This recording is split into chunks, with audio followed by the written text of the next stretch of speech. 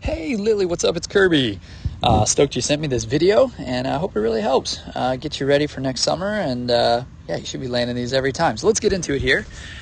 First thing I want to take a look at is your position on the wave where you're about to initiate this spin. So you're pretty close to the boat, and when you're this close to the boat, the wave is really steep. All right, so if you can maybe start it just a little bit further back, it'll be a little more forgiving in controlling your speed as you generate the rotation of the 360.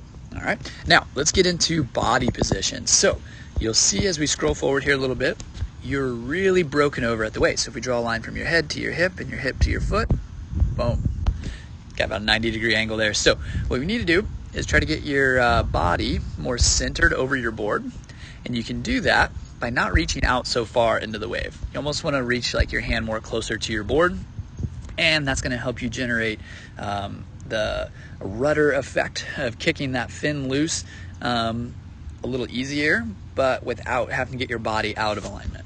All right. Now, when it comes to doing a 360 on a skimboard, the process goes like this. You got to come down the wave, which is what you have done, and then you need to get weight on your toes and do a little bit more of a carve at the beginning by getting more weight over your toes, obviously, to carve up the wave before you put your hands in the wave. All right, so it's almost like you're trying to take this nose of this board and stuff it into the wave right there. All right, which you almost do, but it's just a little bit too late. So think about carving more before you put your hands in the water, and like I said, put your hands closer to the board when they go in the water. Okay, then you get to this point and it looks pretty good. You're riding up the wave a little bit, and then the wave's going to push you back out. But when you get to this point, you need to be taking your head and looking towards the boat. All right, that's going to help bring you around and kind of get your visual line of sight going in the right direction as you come around on the spin. All right, and then another really important part of the 360 that not a lot of people know is that when you get to this point here where you're facing the boat, the tail of your board needs to be in the wave. And that's what's going to set you up to be able to ride back down the face of the wave with control without sliding out and to continue spinning. All right.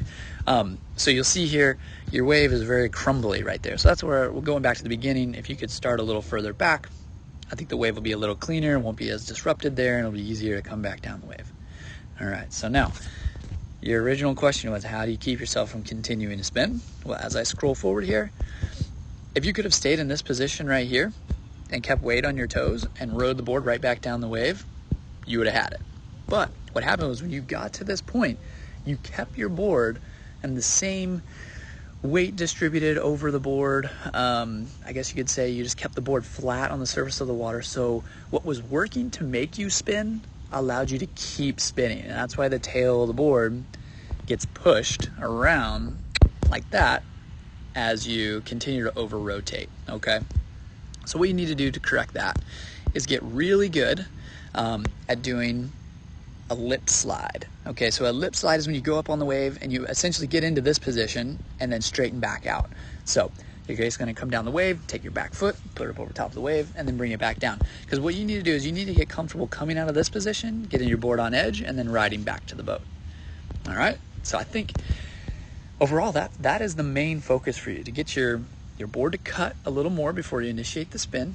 Maybe initiate it a little bit softer. Yeah, maybe don't dig your hands in quite as hard. Work on your posture, keeping your body position more upright over your board, and then just focusing on continuing to carve down the wave. Once you come around, you can face the boat. That's at like a 3/4 mark, like 270 degrees of the 360. That's the point you need to be focusing on, just riding down the wave with pressure on your toes. So in a nutshell, that's pretty much what you need to be able to complete these 360s every time. And yeah, if you'd like me to review more videos like this, I could do any trick basically that you would want to learn in wake surfing. We just basically do a $30 fee for each video. And then, yeah, I can get you the info you need to get out on the water and hopefully start knocking out some bigger tricks that are just going to give you the opportunity to have the best summer ever. So anyway, thanks for sending me your video. I hope I can do more of these for you in the future, and I will go from there. Peace.